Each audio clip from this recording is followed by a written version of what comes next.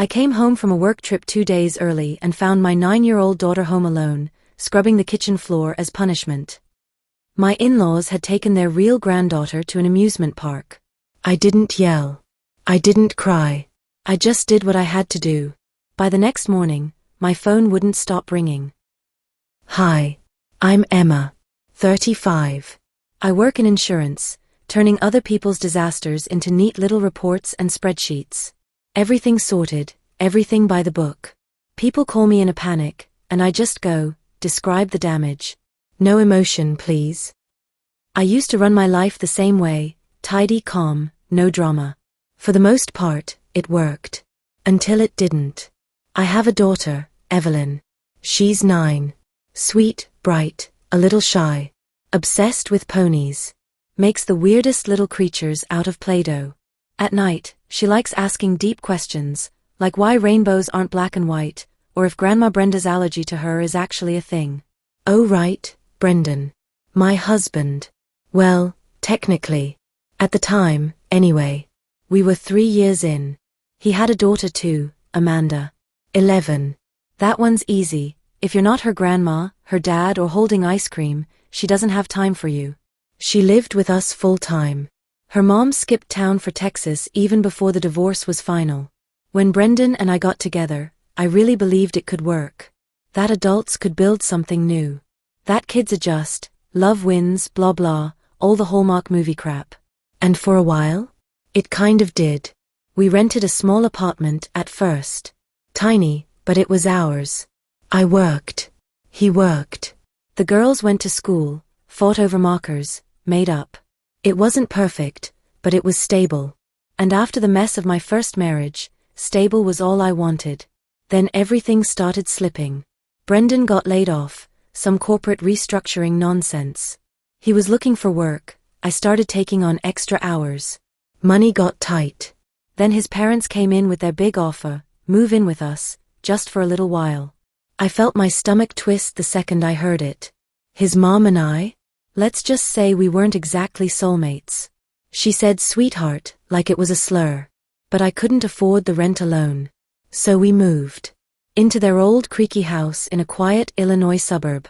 Front porch swing, flag on the lawn, and that classic mindset that grandkids come in 2 categories, ours and the others. I told myself we could manage. That it was temporary. That I still had control. Then came the business trip. 4 days in St. Louis. I wrapped up early and came home Saturday instead of Monday. Thought I'd surprise the girls. Grab pizza, throw on cartoons, maybe make a blanket fort. Just something cozy. The house was too quiet. That kind of quiet that feels wrong. I found Evelyn in the kitchen, wearing an oversized t-shirt, on her knees, scrubbing the floor with a rag. Alone. 9 years old. I asked, where is everyone? She said, they went to the park. I'm grounded. Just like that. Calm. Like it was normal. Like it wasn't the first time. I didn't scream. Didn't throw things. Didn't stage a reality TV-worthy meltdown. I packed our stuff, mine and hers. Grabbed the important documents. Left a note on the counter. You left a child home alone. Called it punishment. Took your real granddaughter to have fun. My daughter's not spending another night in this house. Ever. And we walked out. Got a motel room. I ordered pizza, turned on cartoons, let Evelyn eat an entire tub of ice cream. I didn't say much. Just stayed close. That night, my phone wouldn't stop ringing. Brendan, over and over. Voicemails. Texts. They were home. They'd seen the note. They knew I knew. He tried to explain. Said it was strict parenting, that they weren't far. Seriously. I asked. Emma, come on. You know how my mom is. She was just trying to teach them some discipline. So her idea of discipline is abandoning a 9-year-old while y'all go ride roller coasters?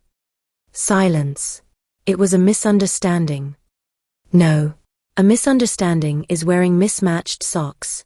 This was deliberate. This was cruel. He kept talking. I hit decline. I didn't bother calling his parents. What for? I'd already done what needed to be done.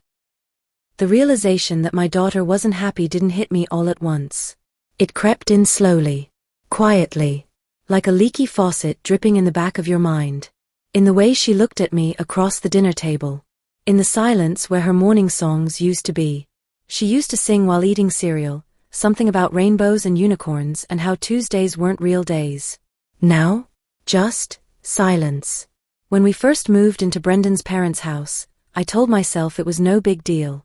Just a rough patch. A couple of months, tops. He'd find work, we'd get back on track. I mean, we were grown-ups. Adults push through, right?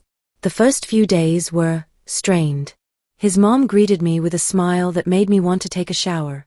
His dad was like background noise on a TV with the volume turned down. You knew he was there, but you didn't care.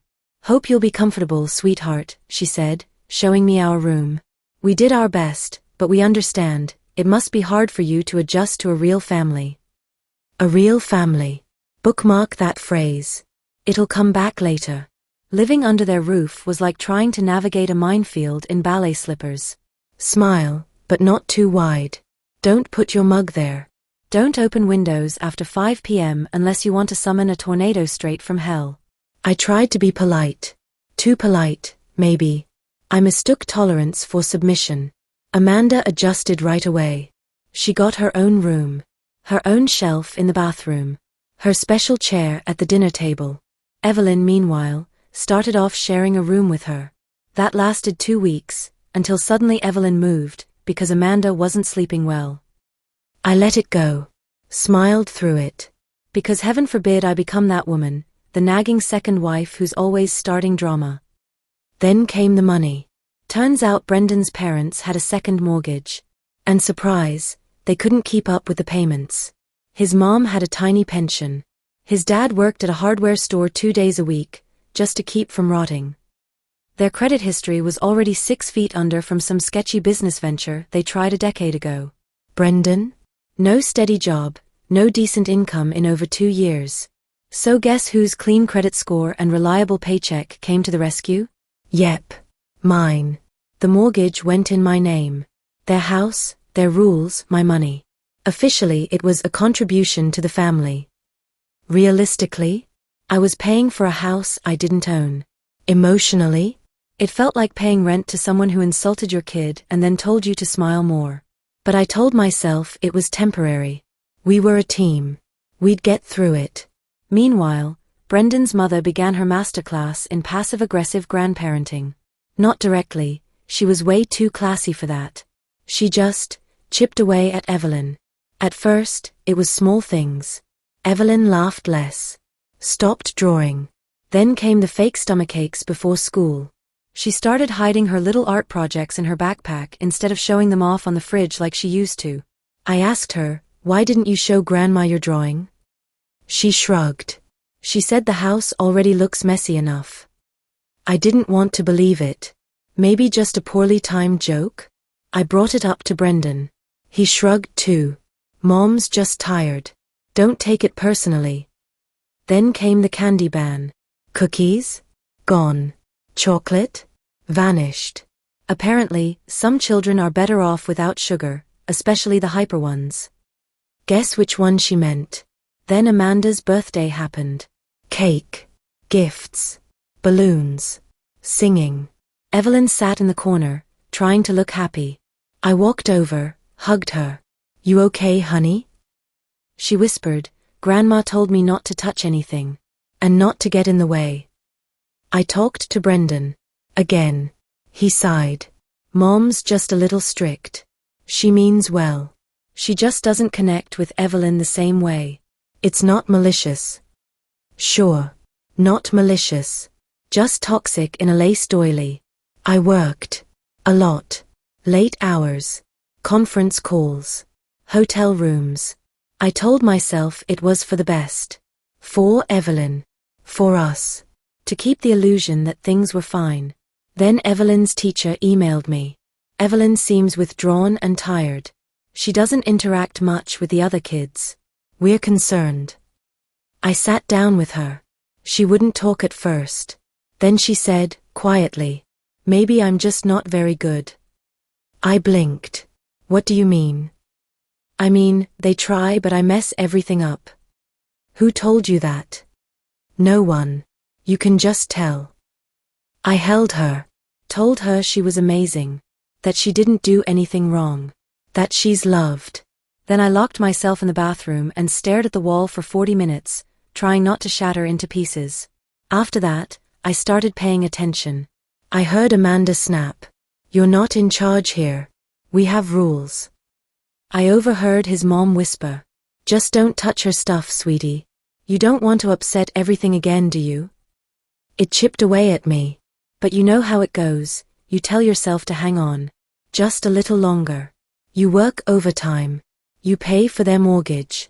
You're a mother. You can't just walk out. And Brendan? Emma, you're blowing this out of proportion. What part, where my daughter's being degraded daily?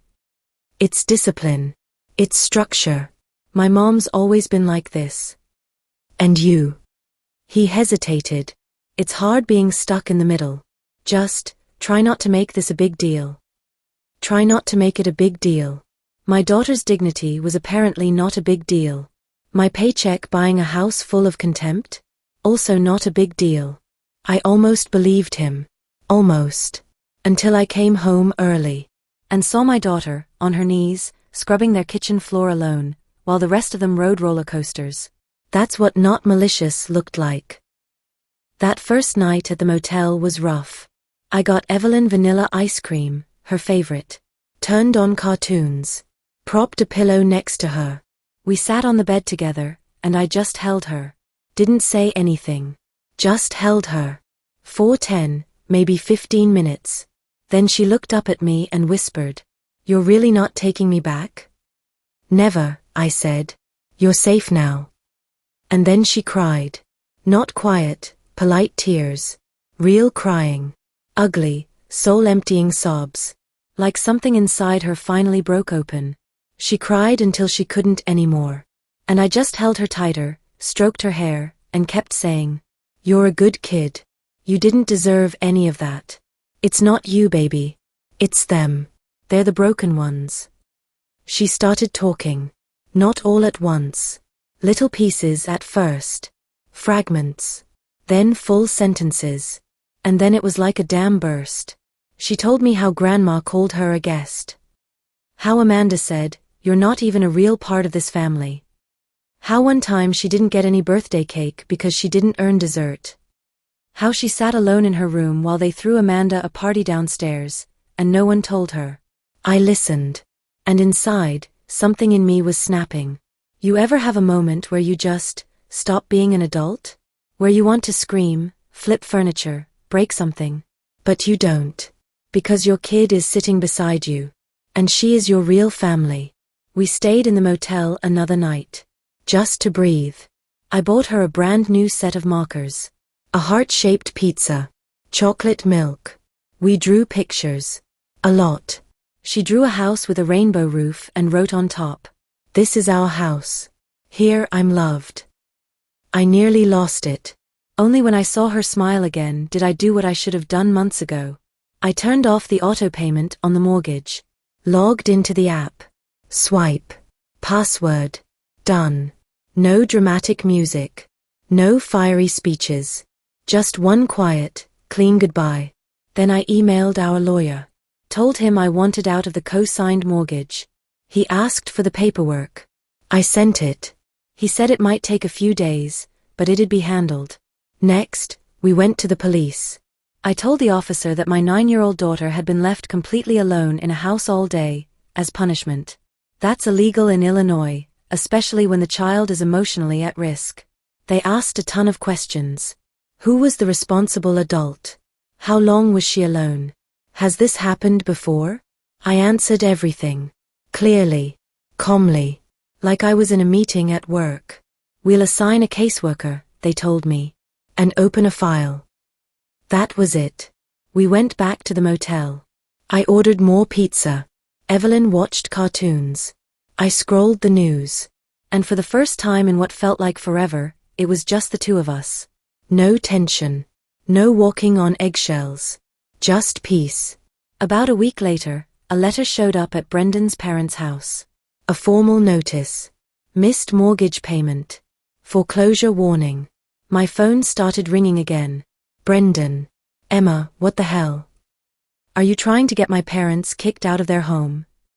I'm trying to make sure my daughter never scrubs your kitchen floor again while you're eating hot dogs at Six Flags. It wasn't their fault. You're right. It was all of ours. For letting them do this to her. But that stops now. Cue the meltdown. His mom called me from someone else's phone, screaming about how I destroyed their family. His dad texted me saying I was brainwashing the child. I ignored all of it. I had better things to do. Like helping Evelyn heal. We found her a school counselor. I took time off work. We went on walks. Talked. Laughed at dumb cartoons. Breathed. When the social worker finally showed up, Evelyn told him everything. No tears. No fear. Just facts. How she kept trying to be good enough. How she thought maybe she really was the problem. How she was scared to tell me because she didn't want to ruin things. Then she looked at me and said, "But now I know I'm a good kid. Because you said so." That's when I knew I had done the right thing. No guilt. No doubt. Just clarity. She knew she was loved. And no one was ever going to make her question that again. At first, they tried the whole let's make peace routine. Brandon showed up with flowers and gifts. His daughter brought a new toy for Evelyn. His mom came by with a pie, the same pie she only ever baked for Amanda's birthday. I didn't open the door. They left things on the porch. I threw them away. Then Brandon started showing up at Evelyn's school. Dropped off a notebook with horses on the cover, a box of chocolates, and a note that said "We miss you." Evelyn put them in her backpack. That night, she handed them to me and asked, "Can we toss this?" We did. Then he started waiting for us outside school. Said we needed to talk. Said he didn't know. Said his mom went too far. Said he wasn't in a good place. Said it all happened so fast. Said he missed us. Said he loved us. Said he finally saw everything clearly. I listened. Once. Just once. Because he didn't come to me, he came to Evelyn. Tried to hug her. Tried to hand her a new toy. Tried to play the nostalgia card. Remember when we went to the lake? You laughed so much. Evelyn stepped back. Looked him dead in the eyes and said, "You were standing right there when they laughed at me." That was it. After that, I told Brandon he wasn't allowed near her anymore. Why? Because when you spend years making a kid feel like an outsider, and then suddenly show up with ponies and baked goods, that's not love. That's manipulation. And I'm done letting people mess with my daughter's head. He tried to bring up the good old days. You know, before we moved in with my parents, we were happy. And I remember just staring at him, wondering, were we really? Or was I just hoping we'd get there someday? You didn't protect her, Brandon, I said. You knew. You always knew. He didn't deny it. Just looked at the ground like a kid caught stealing gum at a gas station. I told him I'd already filed. There's a temporary order now. He and his parents can't come near Evelyn without my permission. Everything he says can be used in the CPS investigation. He tried yelling. I shut the door in his face. When it finally sank in that I wasn't coming back, that I wasn't pulling the complaint or saving their mortgage, they went on the offensive. His mom filed a counter-report with CPS. About me. She claimed I was mentally unstable. Unfit. That I was emotionally harming Evelyn. That I left her alone in the evenings. That the girl often seemed scared. And, my personal favorite, we raised her as our own, and now she's punishing us. Basically, she painted me as an exhausted mess of a mother, unraveling under pressure, dragging a child out of the only stable home she'd ever known. CPS called me. I wasn't surprised. I was ready. I had a letter from Evelyn's teacher, saying how much better she was doing. I had notes from the school counselor, a doctor's report, a financial record from my lawyer showing how much I'd supported Brandon's family. And I had the police report, filed the day Evelyn was left home alone. But most importantly, I had Evelyn. And CPS listened to her. They took her seriously. This little girl who thought she didn't deserve cake. Who said she was bad at being good. Who remembered her grandmother saying, "Your mom already has to deal with you, don't make it worse." The caseworker visited their house. Brandon's mom answered the door with her best, "We're the real victims here" face. She claimed Evelyn was difficult. Said I was always traveling. Said we're family, and she was just trying to teach her discipline. Said I was doing all this out of spite. Brandon's dad stayed silent, as usual. Brandon tried to take the blame. "I wasn't well. I was stressed. I wasn't thinking straight." But when the caseworker asked him, "Who left the child home alone? And did you know about it?" he went quiet. The result? An official CPS investigation. Now their household is being monitored. They're checking on Amanda, too. Brandon got a formal notice. If the conflict continues, he could temporarily lose custody. It's serious. Especially since Amanda's mom isn't in the picture. If CPS decides it's an unsafe environment, they'll step in. And then the calls started again. But now it was rage, not begging. "You destroyed our family," his mom yelled in a voicemail. "You blew everything up over one mistake." Brandon texted. "I didn't answer. I forwarded it all to my lawyer. Kept everything." Then came the second letter from the bank. One more missed payment, and foreclosure proceedings would begin. No more warnings. No more grace periods. They kept calling, texting, banging on my door, begging, threatening. I didn't open it. Evelyn was scared. I told her, "You're safe now." And she believed me. Brandon's final voicemail? Pathetic. "You could stop this, you know. We can work it out. We're still a family." I answered, calm as ever. "We're not a family anymore. And I didn't destroy anything. I just stopped paying for your mistakes." It's been almost a year. That house we once temporarily moved into? Foreclosed. Gone. I wasn't checking, just happened to see the listing online. Same shutters. Same cracked porch steps. Big red label across the top. Foreclosure, sold as is. Brandon's parents now rent a trailer in a far-off part of town. They say it's temporary. That was 6 months ago. The only thing they've built back up is their ability to complain. Brandon lives with them. Also, temporarily. As for me, the case against me was closed. Unsubstantiated. All reports confirmed. Evelyn wasn't traumatized, she was finally safe. CPS gave Brandon's family a warning. Next time, there won't be one. We're renting a small apartment now. Cozy. Ours. Evelyn has her pony blanket. Stickers on her closet. A room where no one tells her she's not really family. We got a cat. Planted beans on the balcony. She told me, "I want them to grow like me. Free." I work from home. Pick her up from school. Go to meetings. Sometimes just sit and watch her draw. Weekends? We bake cupcakes. Go to the zoo. Just us. And honestly, that's enough. Sometimes I wonder, what if I'd just yelled? Slammed some doors? Thrown a fit? Maybe they'd have talked me down. Hugged me. Convinced me to stay.